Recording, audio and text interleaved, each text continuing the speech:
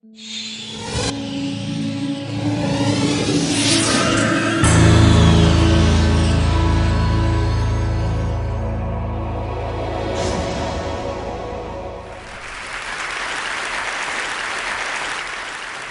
very fortunate to be here. I feel so fortunate. I've been so impressed by the kindness expressed to me. I called my wife, Leslie, and I said, you know, there's so many good people trying to do so much good. It feels like I've landed in a colony of angels. It's true, it's a true feeling. But let me get to the talk. I see the clock is running. I'm a public school teacher, and I just want to share a story. My superintendent, her name is Pam Moran in Albemarle County, Virginia, the foothills of the Blue Ridge Mountains. And she's a very high-tech superintendent. She uses smart boards, she blogs, she tweets, she does Facebook, she does all this sort of high-tech stuff. She's a technology leader and an instructional leader. But in her office, there's this old wooden, weather-worn table, kitchen table, peeling green paint. It's kind of rickety. And I said, Pam, you're such a modern, cutting-edge person. Why is this old table in your office? And she told me, she said, you know, I grew up in southwestern Virginia, the coal mines and the farmlands of rural Virginia. And this table was in my grandfather's kitchen. And we'd come in from playing, he'd come in from plowing and working, and we'd sit around that table every night.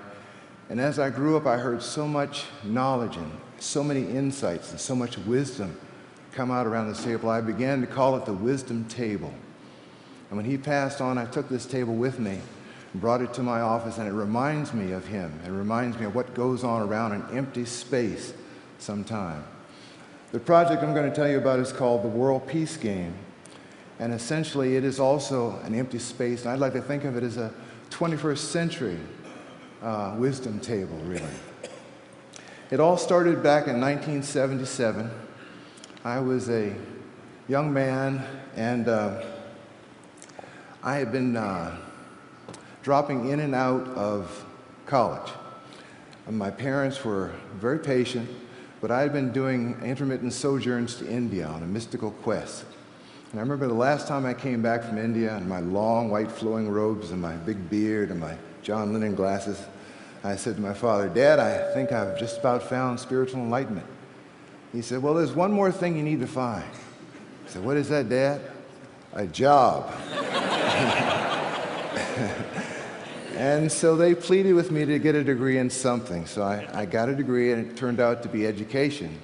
It was an experimental education program. It could have been dentistry, but the word experimental was in it, and so that's what I had to go for.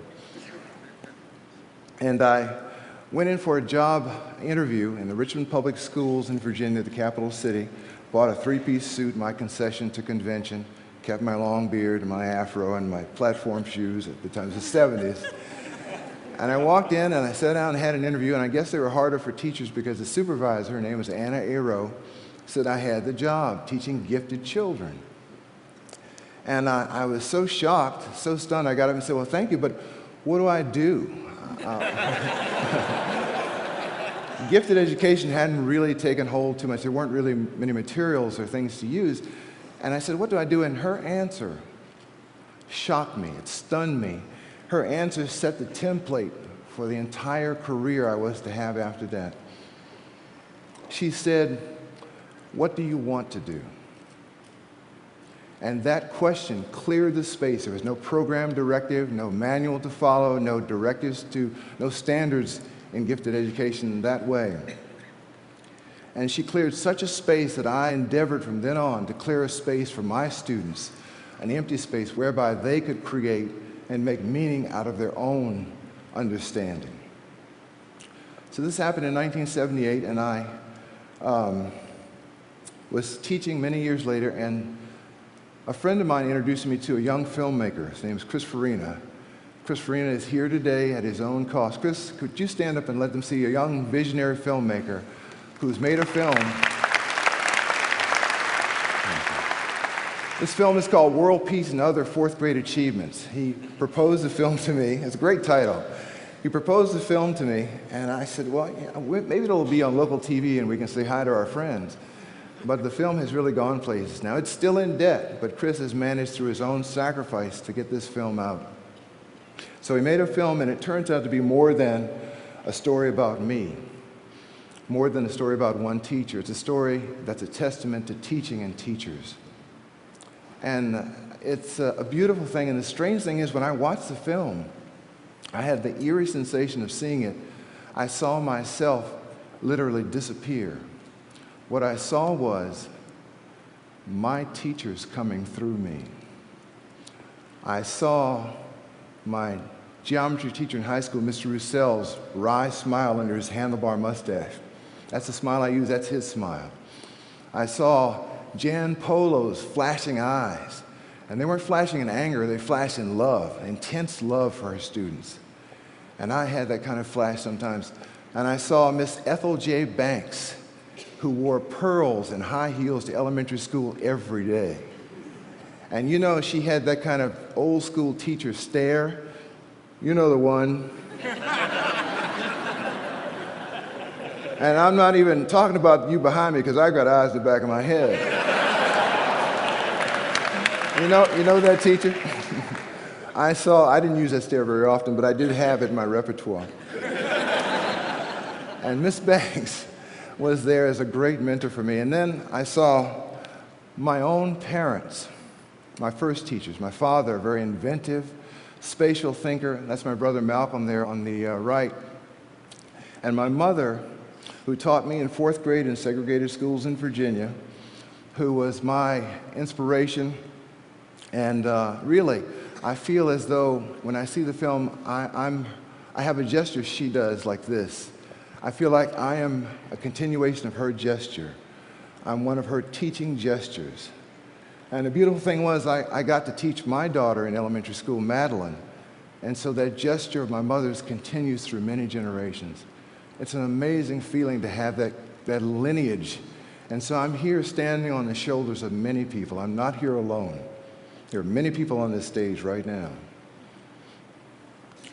And so this World Peace game I'd like to tell you about. It started out like this. It's just a 4-foot by 5-foot plywood board in the inner city urban school, 1978. I was creating a lesson for students on Africa. We put all the problems of the world there, and I thought, let's let them solve it. I didn't want to lecture or have just book reading.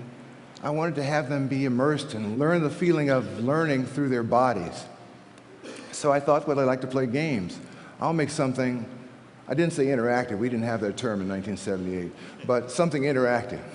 And so we made the game, and it has since evolved to a 4-foot by 4-foot by 4-foot plexiglass structure, and it has 4 plexiglass layers. There's an outer space layer with black holes and satellites and research satellites and asteroid mining. There's an air and space level with clouds, big puffs of cotton we push around, and territorial airspaces and air forces. A ground and sea level with thousands of game pieces on it, even an undersea level with submarines and undersea mining.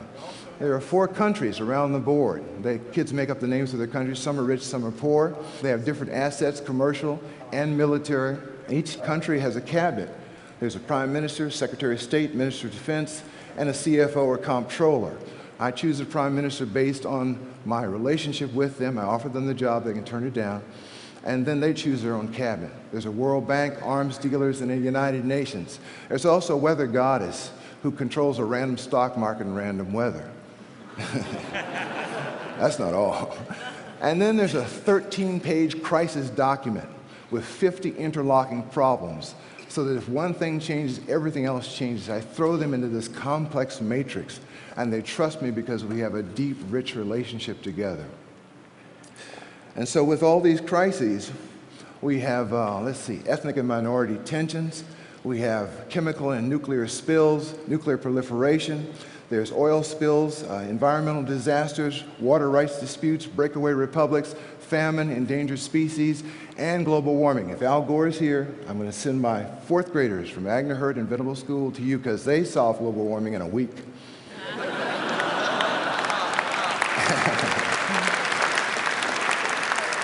And they've done it several times, too. So I also have in the game a saboteur. Some child, it's basically a troublemaker. And I have my troublemaker put to use because they, on the surface, are trying to save the world in their position in the game, but they're also trying to undermine everything in the game. They do it secretly through misinformation, ambiguities, and irrelevancies, trying to cause everyone to think more deeply. The saboteur is there, and we also read from Sun Tzu's The Art of War. Fourth graders understand it, 9 years old, and they handle that and use that to understand how to not follow, at first they do, the path to power and destruction, the path to war. They learn to overlook short-sighted reactions and impulsive thinking, to think in a long-term, more consequential way. Stuart Brand is here, and one of the ideas for this game came from him with the Coevolution Quarterly article on a peace force. And in the game, sometimes students actually form a peace force. I'm just a clock watcher, I'm just a clarifier, I'm just a facilitator. The students run the game. I have no chance to make any policy whatsoever once they start playing. So I'll just share with you. The World Peace Game is serious. You're actually getting taught something and how to take care of the world. See, Mr. Hunter is doing that because he says his time has messed up a lot, and he's trying to tell us how to fix that problem. I offered them a... Sure. Actually, I can't tell them anything because I don't know the answer, and I admit the truth to them right up front. I don't know. And because I don't know, they've got to dig up the answer. And so I apologize to them as well. I say, I'm so sorry, boys and girls, but the truth is we have left this world to you in such a sad and terrible shape. We hope you can fix it for us, and maybe this game will help you learn how to do it. It's a sincere apology, and they take it very seriously. Now, you may be wondering what all this complexity looks like. Well, when we have the game start, here's what you see. All right, we're going into negotiation as of now. 3 minutes, go.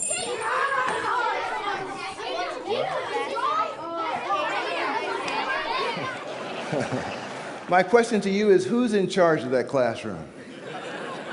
It's a serious question. Who is really in charge? I've learned to cede control of the classroom over to the students over time. There's a trust and an understanding and a dedication to an ideal that I simply don't have to do what I thought I had to do as a beginning teacher, control every conversation and response in the classroom.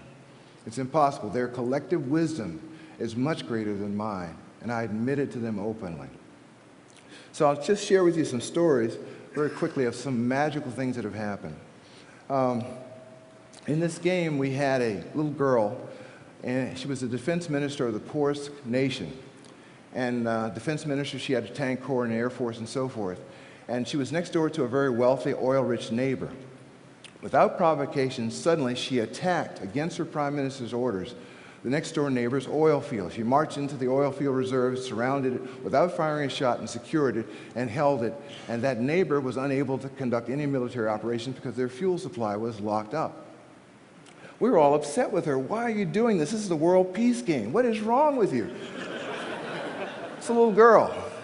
And 9 years old, she held her peace and said, I know what I'm doing. I mean, to her girlfriend, she said that. You know, that's a kind of a breach there. And we learned in this, you don't really ever want to cross a 9-year-old girl with tanks. They are the toughest opponents. And we were very upset. I thought I was failing as a teacher. Why would she do this? But come to find out, a few game days later, there were turns where we take a negotiation from a team. Then we, actually there's a negotiation period with all teams, and each team takes a turn. Then we go back in a negotiation round and round, so each turnaround is one game day. So a few game days later, it came to light that we found out this major country was planning a military offensive and to dominate the entire world. Had they had their fuel supplies, they would have done it.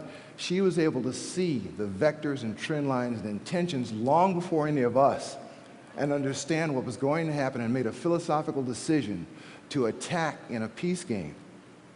Now, she used a small war to avert a larger war, so we stopped and had a very good philosophical discussion about whether that was right, conditional good, or not right. That's the kind of thinking that we put them in the situation. I could not have designed that in teaching. It came about spontaneously to their collective wisdom.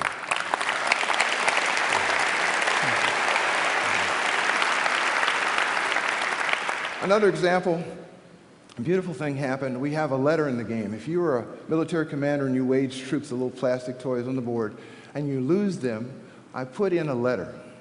You have to write a letter to their parents. the fictional parents who are fictional troops, explaining what happened and offering your condolences. So you have a little bit more thought before you commit to combat, you know? And so we had this situation come up last summer, actually, at Agner Hurt School in Albemarle County. And one of our military commanders got up to read that letter, and one of the kids said, Mr. Hunter, let's ask, there's a parent over there. There was a parent visiting that day, just sitting in the back of the room. Let's ask that mom to read the letter. It'll be more realer if she reads it. So we did. We asked her, and she gamely picked up the letter. Sure. She started reading. She read one sentence. She read two sentences. By the third sentence, she was in tears. I was in tears. Everybody understood that when we lose somebody, the winners are not gloating. We all lose. And it was an amazing occurrence, an amazing understanding.